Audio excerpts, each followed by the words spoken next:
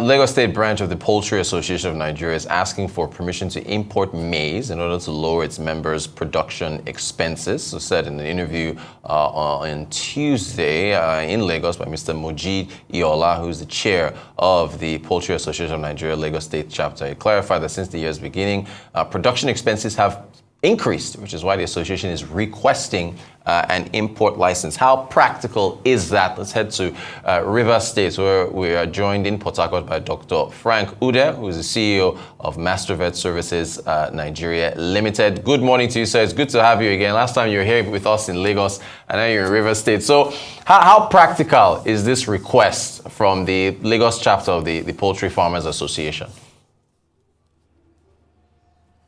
Thank you once more for having me. It's been out of the concern by poultry farmers looking at the situation in the country, considering low production and the restiveness. We are very concerned that, we're going to run into problems with raw materials such as maize, soya, which is being experienced already.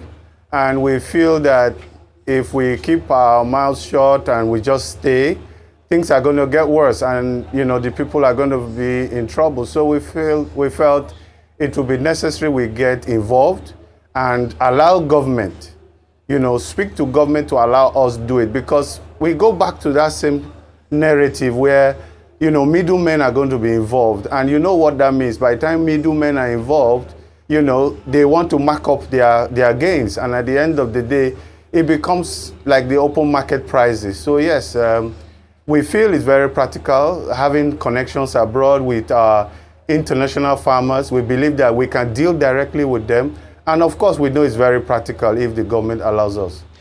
Well, but even if the government was to grant that license, what difference would it make in terms of cost? Because my understanding is you'd still have to source the foreign exchange in order to bring the maize in. So how much of a difference would it make?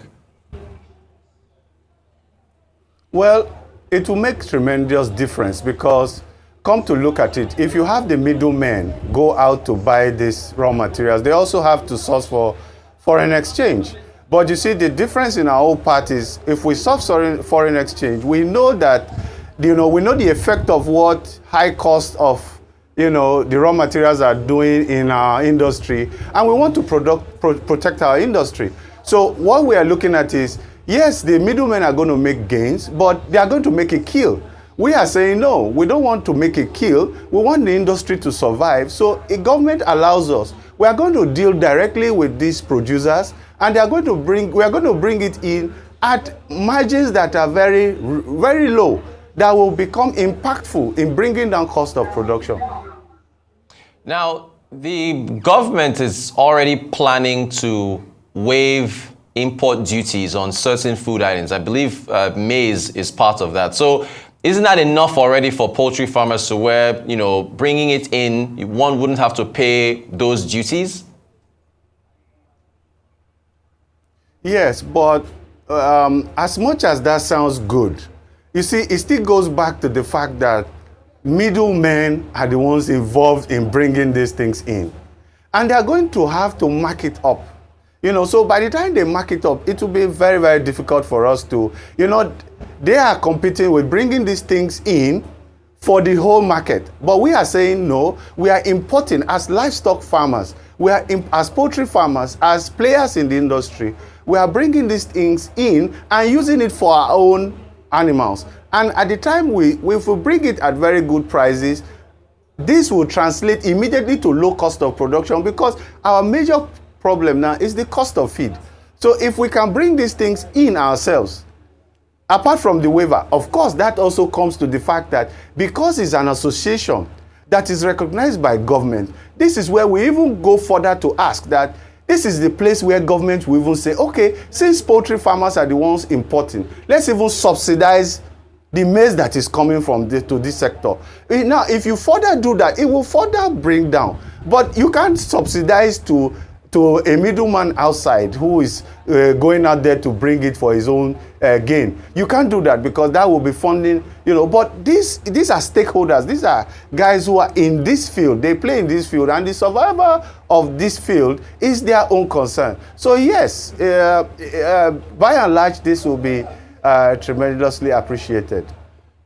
Still on the imports, this food import waiver, I mean, that's supposed to kick off next week or so, according to the Comptroller General of Customs. Do you think that will have, and this is speaking generally now across other food items, do you think that waiver of import duties on key food items will bring prices down within the 150-day window?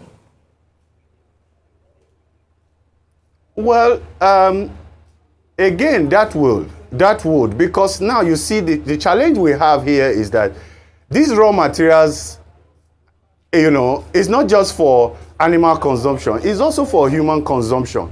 And so there's preference. The humans will eat first before the animals. So in this type of situation, you will find out that if you don't prioritize, if you don't make it, even with the local production, we will say, oh, we are depending on local production, and what we import will, yes, they will all come together to make a difference. But the truth of the matter is that we as farmers are not even looking at this present time. We are looking at, January, February, March, April, when this window will be closed. What happens? If now the window, certainly at this point in time, it will make a lot of difference. Now, going back to, poultry, you're in the livestock business. What are the largest cost pressures for poultry farmers, in addition to feed? Next thing is energy. Energy is huge.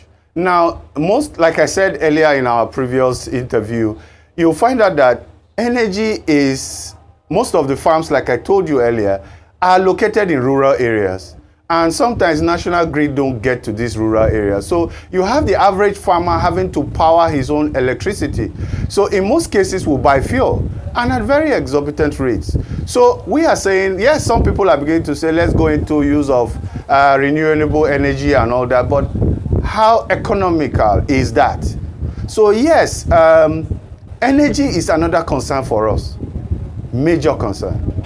Now, Nigeria grows maize. We grow it here. Why is it that we can't grow enough to meet local demands for poultry feed, not to talk of even human consumption? Okay, that again, of course, the major factor now will be the issue of insecurity. We all are in this country, and we see that even the farmers can't even go to their farms because of issues of kidnap and restiveness and all that. Now, we are not even able to meet that demand because they can't farm. Now we are saying, okay, since they can't farm, what do we do? Obviously, is to resort to importation. So that's about one of the challenges that we see. You're a veterinarian. Can you talk to us about the costs involved in keeping poultry healthy, the health side of this? Okay. As a veterinarian, like I said, you are also trained to do more of prevention than treatment. Now, a lot of what we use in biosecurity, chemicals that we use, we import them. And of course, because of the cost of, Forex now, these things have become so expensive.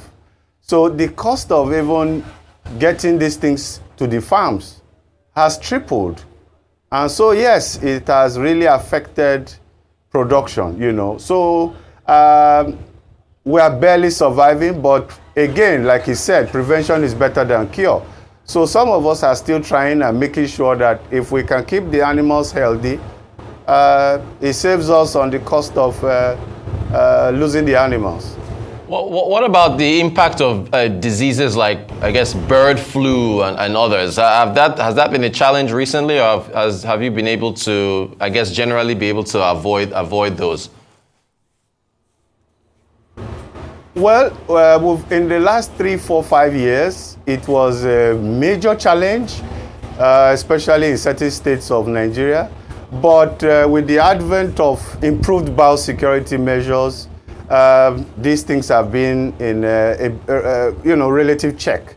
So yes, we are handling them. There are small cases here and there, but not as endemic as before. It's not as large scale as you used to report it. We are able to curtail them with the use of the new biosecurity measures in place. All right, that's encouraging. So how do you see, because we have to assume that the license might not be granted, and so things will just go on as normal. And then we also have to assume that the waiver on import duties from particular food, and that will come in next week. So just putting all this together, how do you see poultry prices moving between now and the end of the year? Christmas is coming. You and I talked about, Ramadan and other holidays in the past. So how do you see poultry prices moving between now and the end of the year? It's a very big concern because, a bit of our poultry business in the country is always geared towards festivities. Now, Christmas is around the corner, so many, farmers will go and buy their broilers and start raising them to be sold at Christmas. So yes, the demand for even these raw materials will increase. And if we're not getting this license, certainly the price of the raw materials will go really high. And if that happens, it translates, like I always say, to the end product. So if as of last year, people were buying, sizable broiler chicken, live chicken for between 10 and 12,000, this year it might go to 20 to 25,000. So, and if you have minimum wage at 70,000, I don't know how many families can afford a sizable chicken.